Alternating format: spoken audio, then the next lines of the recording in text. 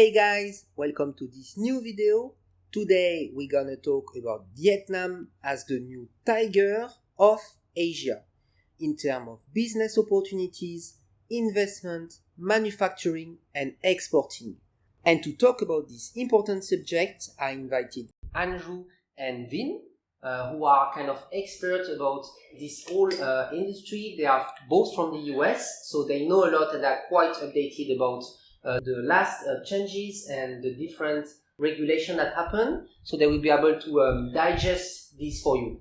If you recognize Vin, we've been talking on a previous video about manufacturing in Vietnam, so it can be an updated video 1 year after. And so Andrew has been living in China and can share also his knowledge about being involved in this environment. Maybe can you guys get started by introducing yourself? Maybe Andrew first. Hi everyone, I'm Andrew Hubert and I run a podcast called Globalism 2.0 where I talk about the new economy, the new global economy that we all find ourselves in. I started working overseas a very long time ago, like 1990. Yes, I'm old. So I've been living in Asia for over 20 years. And I've been tracking how international negotiators, managers, and leaders can communicate and influence more effectively in Asia.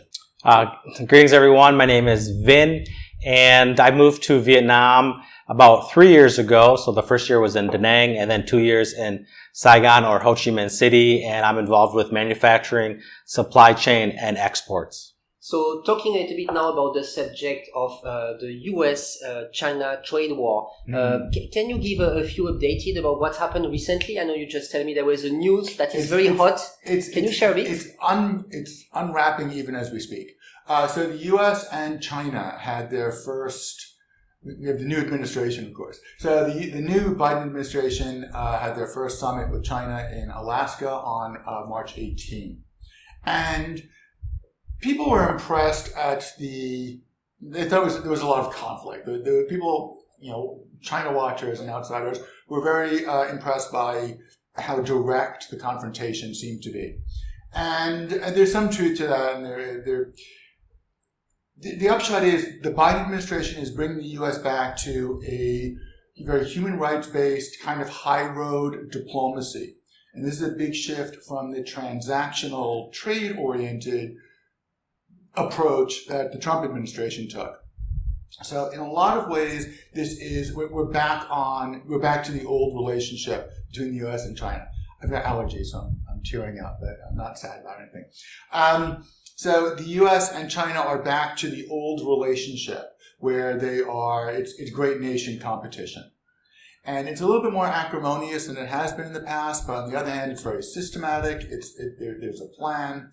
And both sides seem to be heading towards state-level competition.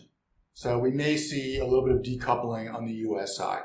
Now, the interesting thing is, this has been a long time coming, and the EU and the Europeans have been, and Southeast Asia, has been trying to stay on the sidelines. And it's just not happening anymore. And the EU has been brought in on the side of the Biden team. And it looks like now the EU and the United States and the UK and Australia are creating sort of a unified front, and they are approaching or conflicting with China, depending on your point of view. And China is not too happy about it. And they have reacted very negatively to accusations that they are practicing human rights abuses in Western China among the Uyghurs. What is your perspective, Vin, about this current situation and the recent update about the Alaska talk? Sure. So those that had a lot of hope post-Trump, it seemed pretty obviously that China was very offended and it didn't look good at all. And it's just a sign for things to come. It's not going to be easy. It's not like during the Trump years where it was very aggressive. Trump had the trade war. He was combative against China, anti-China. And everyone thought, well, Biden is now the newly elected president, things will get better. But it was very obvious that the Chinese are still quite offended, and they were quite angry even at the meeting. And they were even telling the U.S., you have no right to tell us what to do. You have no right to tell us we're breaking any human rights laws. You cannot stop China from progressing, for developing. And it was quite obvious that there's a lot of friction. And I think that's the summary of what we'll see coming ahead. And so now, making the link with Vietnam, what would be, from your perspective, the opportunities for, it can be the manufacturing sectors in Vietnam, the trade, the export? Do you think it will be like a continuation of more and more companies moving from China and relocating to Vietnam? I think so. As we've seen the last 10 years, there's always this progression of Chinese manufacturing moving down to Vietnam. So we already seen that, but with Trump's tariffs, it's kind of magnified. It's accelerating the situation. And as China and the United States continues to have this animosity, to have this trade war, we don't trust each other. I think the reputation is the lowest it's been in history. And that means there'll be new opportunities for Vietnam to continue to attract foreign direct investment, to continue to do more manufacturing. And so I think it's a good thing for Vietnam. Okay.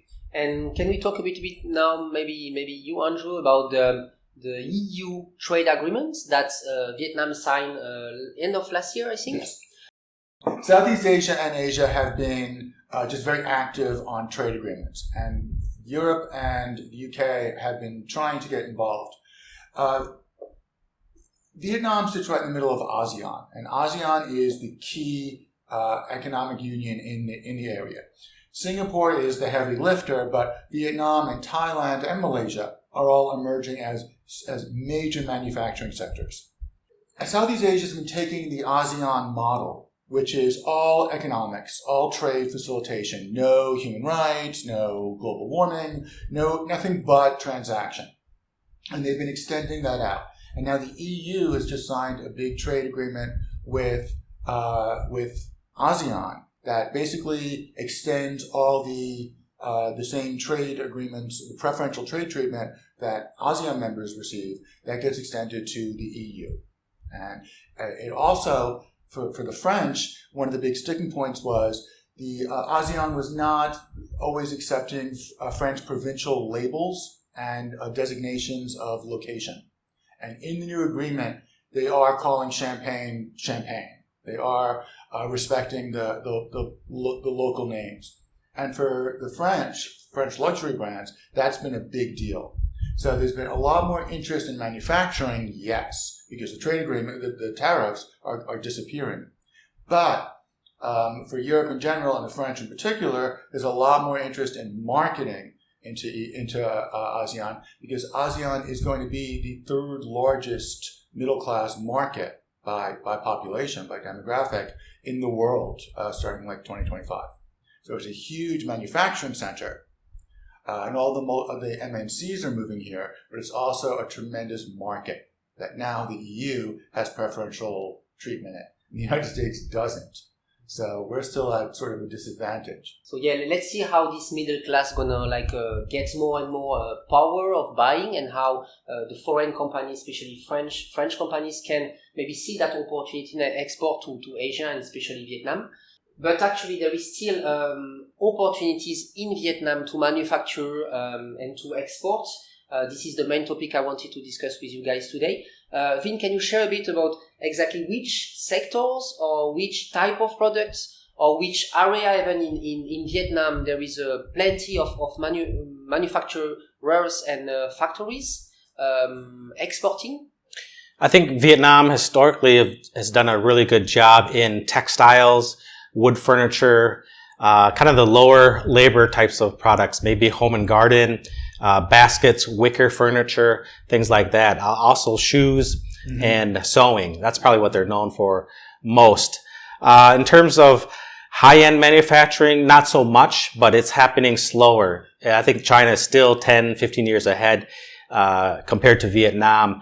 I know Samsung and electronics in general is getting more popular in the north, near Hanoi or outside that area. And as we'll see in the next 3, 4, 5 years to come, it's only going to increase. So, though Vietnam does more of the lower types of labor-intensive manufacturing, I think things will change in 5 to 10 years as it starts to get more foreign direct investments and starts investing in machinery, automation, and technology, AI, and things like that. I just want to jump in. One area where Vietnam is making a big push is electronic vehicles. And VinFast, are they the only? They're pretty much the only car company. Yeah, the pretty big much. Car Yeah. company here. They've gone EV, electric vehicle, and they've announced a couple of partnerships. And I don't know if they've announced one with Tesla, but they're making a big play to get into the EV market, and that might put Vietnam. Vietnam wants to be in the auto parts business, and they're okay, but they face a lot of competition, and this could give them a little bit of a bump in that very, very profitable area. Okay, so let's say I'm a French person. I have a little bit of money and I would like to invest in Vietnam to serve this growth and opportunity of manufacturing. Which advice you would give to that person to so he can get involved and maybe find a specific type of products or an area where he can invest in Vietnam? Good question. I think it really depends on your niche specifically. So if you're looking for wood furniture to export, or is it clothing, you want to figure that out. And then I would reach out to businesses or companies that might be able to, you could partner with. But honestly, I think Vietnam is a little bit behind the times in there. They're not so good at customer service or speaking with an international clientele. So I think the third thing you could do is maybe attend a trade show. And there's various trade shows throughout the year, normally during without COVID times.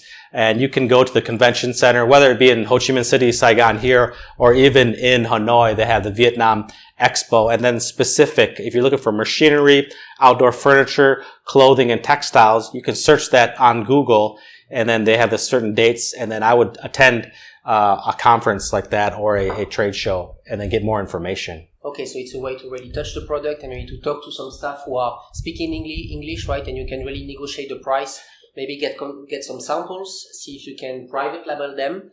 So I guess it's a good first step to get started. Yeah, that's probably the easiest. What about you, Andrew? Like advice for investors looking to this manufacturing global opportunity in Vietnam? I would go Eurocham. Eurocham is a great resource. It's expensive to join Eurocham, but they have a lot of events, a lot of online stuff now because of COVID, and they publish a lot. So you can reach out, and a lot of times you can get the names of people in your industry. If you're from the EU, from the United States, and you're coming to a place like Vietnam where you don't know the lay of the land, other expats are a great resource. So I like LinkedIn, but you might prefer Facebook or some other social media. Hook up with the people who have already done this, learn from their mistakes. And people are very helpful in these COVID times because we're all locked down here in Vietnam. So no one can talk to, there's not a steady stream of newcomers at these happy hours like we used to have. So now we're really willing to reach out and spend time with people on these message boards and groups. Okay, thank you, Andrew. Thank you, Vin.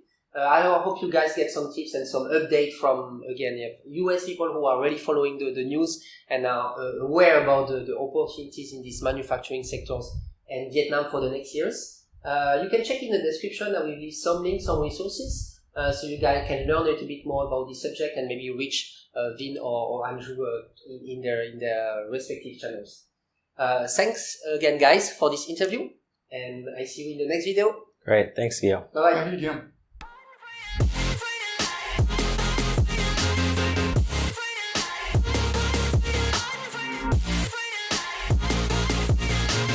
Been down and I'ma get it right. Dead on sight like